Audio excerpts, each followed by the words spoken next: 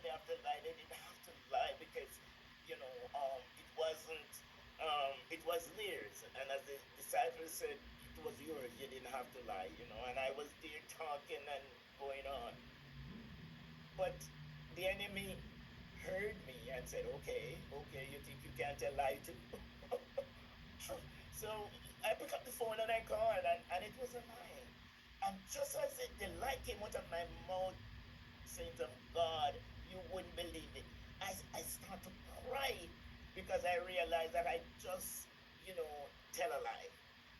And I started to say, Daddy, please forgive me. And it's like the Spirit said to me, you didn't lie to me, you lied to your boss. So I said, Daddy, you want me to go and tell my boss that I lied to him? That was a hard thing to do.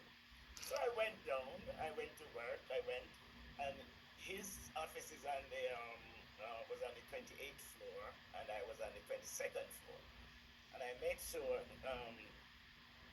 no, I said, no, no, I can't tell my boss that I lied to him. So I went and I was there, and, you know, um, this lawyer came in, I was sending fax, and he saw that I was sad because I was crying. I felt so ashamed and so, you know, like the world was all over, all ended, So my this lawyer came in and they used to call me their sunshine because I always singing and humming and thing like that. So most of them call me their sunshine. So I was there and I was so sad I could hardly function. And one of the secretary came to me and said, Quentin, are you okay? Because Peter came to me and tell me that you're sad. You're sad. And I said, I'm okay. I'm okay. But then I was there and I wasn't okay. I was there and I was sad all day, thinking about the lie that I don't know how people sin and just take it like nothing. It didn't bother their conscience. And I was there and the day finished, 5 o'clock. I said, I'm still not telling my boss that I lied to him. So I went home and saints of God, I mean, as long as the night is, I could not sleep. I could not sleep.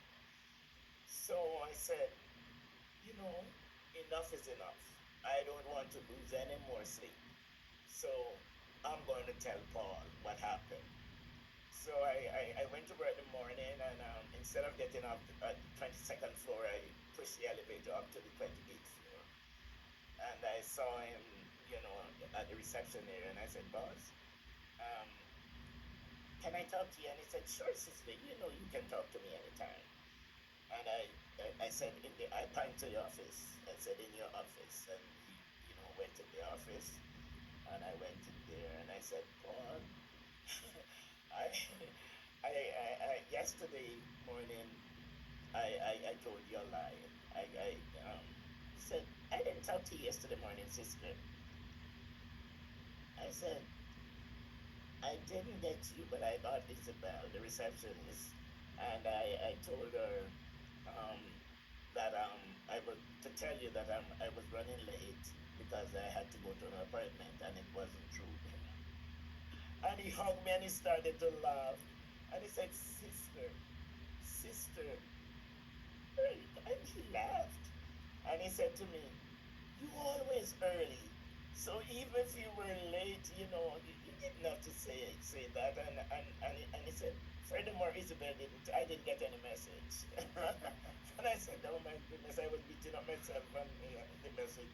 But saints of God, I just say this to say that that when we want to see God's power, you know, work, we have to make sure that our heart is right. We cannot have anything in there. People have malice. People have not talking to um another person.